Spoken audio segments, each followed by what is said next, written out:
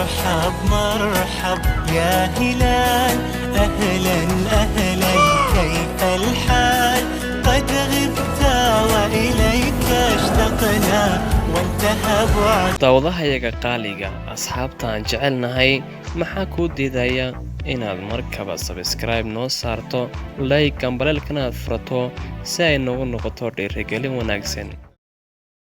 Assalaamu calaykum waraxmatullaahi wabarakaatuh. barnaamijyadeena aan kaga hadli jiray nafaqeynta ama nutritionka maanta waxaan kusoo qaadan doonaa 19 cunto waa soo wanaagsan caloosha. haddaynu wanaagsan leenahay caloosha waxay u tarayaan faa'iidooyin badan inay socodsiiyaan, inay nambarada bogsiiyaan, inay dibirada iyo waxyaabaha kugu iman kara ay ka hortagaan.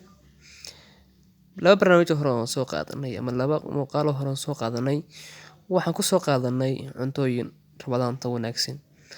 iminka waxaan qaadan doonaa 19 cunto oo rabadaan iyo rabadaan la'aanba isticmaali karto, kuwaasoo calooshaadana wanaagsan adigana muhiimad gaar ah ku leh, aad ka helaysid nashaad iyo faa'iidooyin wanaagsan. 19 cunto mid kastaba waxaan dul istaagi doonaa faa'iidada ay leedahay inagoo si gaagaaban uga hadli doona insha Allah. cuntadeena koobaad ee barnaamijkan kaga hadli doono waa yogurti, waxa loo yaqaano ama burcadka.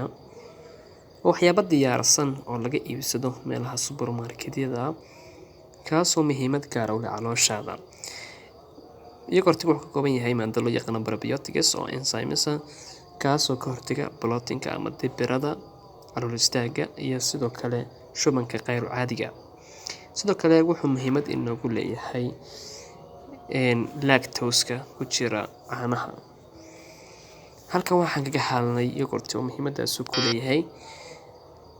cuntadeena labaadna waa apple-ka ama tufaaxa. tufaaxa muhiimada koobaad uu leeyahay wuxuu kordhiyaa oo kor u qaadaa in calooshaadu ay si fiican u socoto, oo sidoo kale waxyaabo balki sameeya ayaa ku jira oo fibers ah. sidoo kale wuxuu sameeyaa in mindhicirkaagu dhaqdhaqaaq ama movement waxa loo yaqaano uu sameeyo.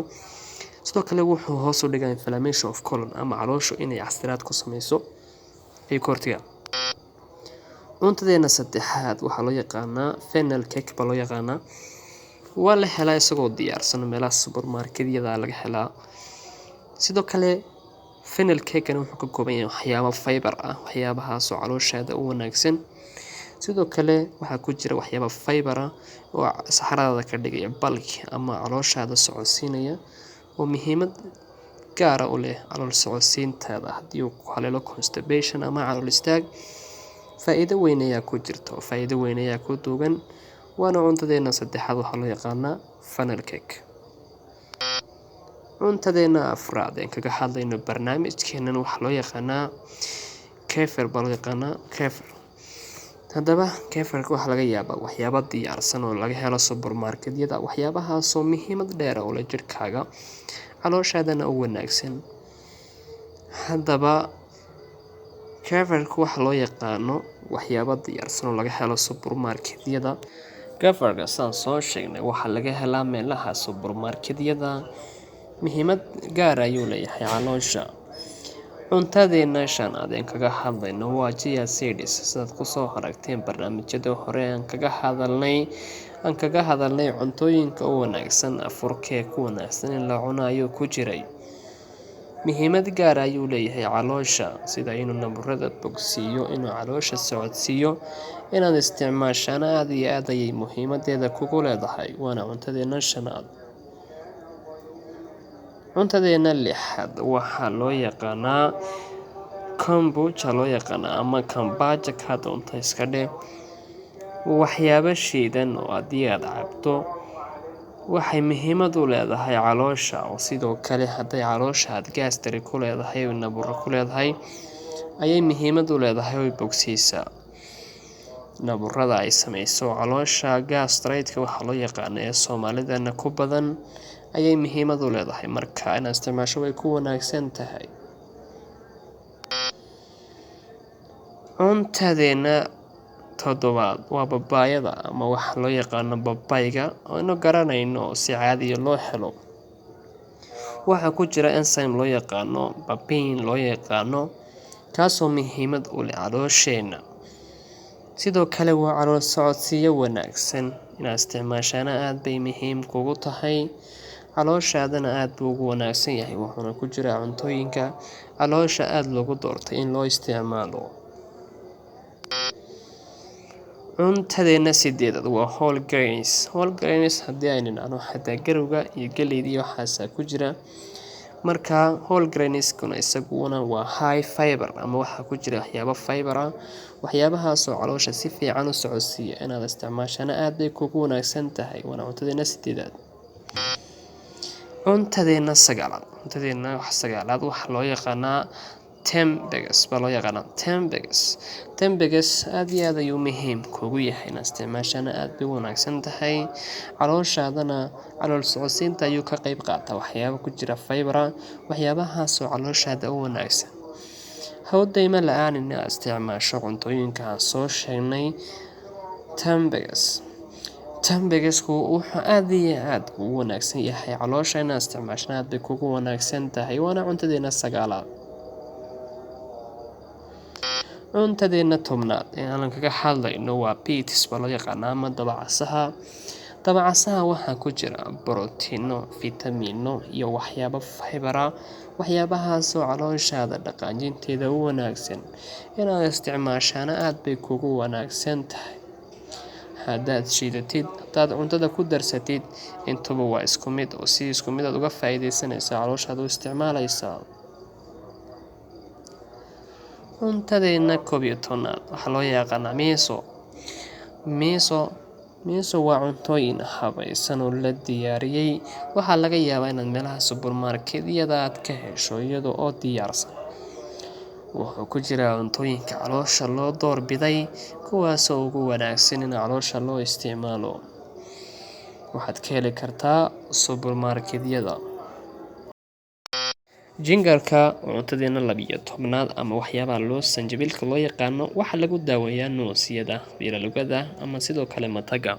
Sidoo kale waxay muhiimad u leedahay dumarku marka ay walaacayaan ay ku jiraan uurka, inay isticmaalaan. Dumarku marka ay uurka leeyihiin, waxaa jira hormonal change waxyaabo la yiraahdo ayaa jiro, hormoneska qofka jirkiisa inay isbedelaan, marka inuu isticmaalna aad bay u wanaagsan tahay.